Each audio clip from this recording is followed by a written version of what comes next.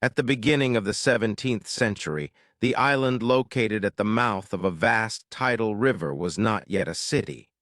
There were no paved streets, no towers, no crowds. There was silence, interrupted only by wind moving through dense vegetation and the steady rhythm of water striking uneven shores. The territory that would one day be called New York was, in 1609, a green mass surrounded by unpredictable currents. It was not an empty space. It was a meeting point between worlds that did not yet know they were about to collide. Before skyscrapers and illuminated avenues, there was only land, forest, tide, and intention. This is the story of New York when it was still a wild colony. In the summer of 1609, a European ship moved slowly along the Atlantic coast of North America. Its dark hull contrasted against the light reflecting off open waters. The vessel, known as the Have-Mean, carried not only crew and supplies, but commercial expectations and imperial ambitions. Henry Hudson was searching for a passage to the east. What he found was a deep estuary where ocean salt water blended with the fresh current of a river that seemed to extend endlessly into the continent. The tide rose and fell with steady force, linking distant regions. With every mile sailed, the river revealed shores covered in thick vegetation, gentle hills, and small clearings shaped by human presence. Because life was already there. The Lenape people had inhabited the region for generations. They understood the rhythm of seasons, hunting routes, fishing grounds, and fertile soil. The land was part of a network of trails connecting coastal and inland communities. When Europeans stepped ashore, they did not find emptiness but a living coast. The encounter was not marked by an immediate battle or formal ceremony. It was a moment of observation, cautious glances, measured gestures, gradual proximity. For the Lenape, these men were unfamiliar visitors. For the Europeans, this land represented opportunity. In that quiet moment, two incompatible visions of territory began to overlap. In the years that followed, reports about the region's commercial potential spread across Europe. The fur trade, particularly beaver pelts, was increasingly profitable. The Dutch West India Company decided to establish a permanent presence. They did not arrive with ready-made cities. They came with contracts, tools, and the intention to transform the coastal settlement into a center of exchange.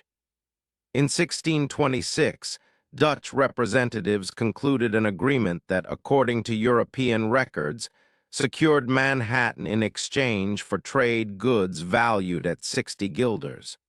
For the Dutch, it meant ownership. For the Lenape, it likely represented shared use or alliance.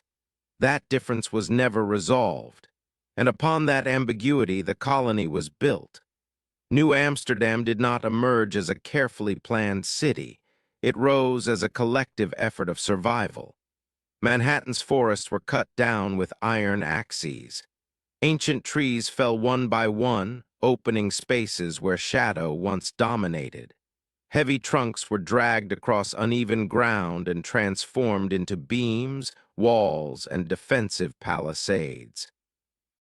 The sound of metal striking wood echoed across the clearing. The air carried the scent of fresh sap mixed with smoke. Construction was not about comfort. It was about enduring winter, disease, and uncertainty. At the southern tip of the island, Fort Amsterdam was erected. It was not monumental, but its position was strategic. From its walls, one could observe ships entering the harbor. Cannons faced the water. The fort symbolized permanence. It was more than defense. It was a statement of imperial presence. A flag raised at that point declared that the island now belonged to a larger political struggle. Daily life inside the colony was austere. Houses, first built of wood and later of brick, were modest. A single room often served as kitchen, workshop, and sleeping quarters. A central hearth provided warmth but filled the space with smoke. Small windows allowed limited daylight. Mornings began before sunrise. Children carried water and gathered firewood. Adults tended gardens, repaired fishing nets, and stored grain. Survival required planning.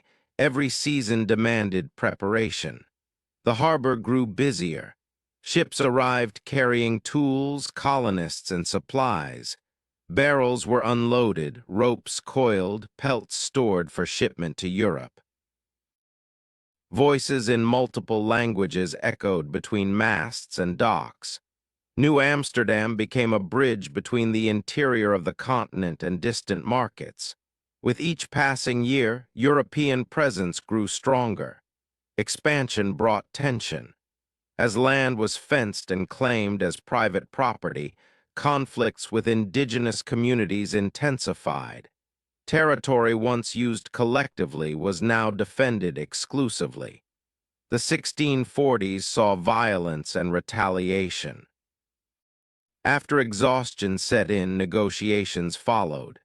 Councils sought fragile agreements. Peace was temporary, but it allowed the settlement to continue. By mid-century, another transformation reshaped the colony. Enslaved Africans began arriving in larger numbers. Sold through company networks, they were forced into labor on farms, construction sites, and docks. Without public debate, slavery became embedded in the economic structure. Their labor physically shaped the growing town, even as their names were reduced to ledger entries. Colonial homes remained simple. Winters brought freezing winds from the Atlantic. Summers brought humidity and insects. Churches organized social life. Markets connected producers and traders. Cultural diversity increased. Dutch, German, African, and other communities coexisted in a compact space, united by adaptation. In 1664, English ships appeared on the horizon. Cannons faced Fort Amsterdam. Internal divisions weakened resistance. Without a major battle, control changed hands. The Dutch flag descended. A new one rose. New Amsterdam became New York, named after the Duke of York. The transition was swift but transformative. The Treaty of Breda formalized English control in 1667, yet instability lingered. In 1673, Dutch forces briefly regained the city, renaming it New Orange. The change was temporary. By 1674, English rule was restored permanently. Adaptation became identity. By the 1680s, New York's population surpassed 4,000. Dutch architectural traits remained: brick facades, steep roofs, but English influence appeared in new details. A wooden wall marked the northern boundary of the settlement. Where Wall Street now stands, beyond it lay open fields. Inside it, commerce thrived. The harbor became the economic heart. A long pier extended into the East River. Ships docked regularly. Barrels, ropes, and sails filled the landscape. The local militia trained in open grounds during uncertain times. News from Europe arrived slowly but carried immediate consequences. By the end of the 17th century, New York was still small. But its foundations were firm: trade, diversity, strategic location. Beneath modern streets remain traces of that early settlement: Lenape trails, wooden foundations, defensive walls. New York was not born stable.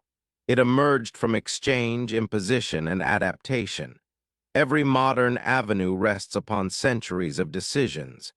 If you could walk through Manhattan in 1609, what would capture your attention? The silence of forests, the sound of axes, the first ship entering the river. Leave in the comments which historical moment you would like to see reconstructed next. Subscribe to continue exploring cities before they became what we know today.